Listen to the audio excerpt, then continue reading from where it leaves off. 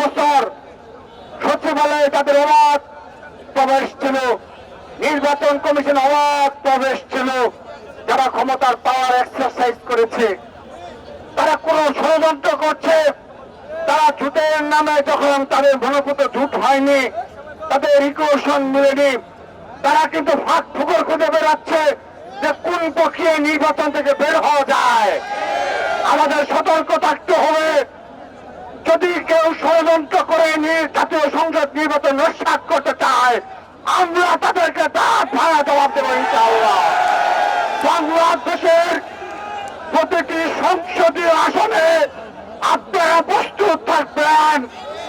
যারা ধর্ম বিক্রি করতে যাবে তাদেরকে মুখোশ উন্মোচন করবেন। যারা অপ্রকাশ্য রাজনীতি করতে যাবে তাদের মুখোশ উন্মোচন করবেন। সকল ষড়যন্ত্র প্রতিহত করে আগামী 12ই ফেব্রুয়ারি বাংলাদেশের বাংলাদেশের স্থিতিশীলতার জন্য, বাংলাদেশের স্বাধীনতা সার্বভৌমত্ব রক্ষার জন্য যে জাতীয় সংসদ নির্বাচন অনুষ্ঠিত হবে, সেখানে বাংলাদেশ জাতীয়তাবাদী ছাত্র দল সর্বাগ্রে অগ্রণী ভূমিকা পালন করবে এবং বিজয় নিয়ে আমরা ঘরে ফিরবো ইনশাআল্লাহ।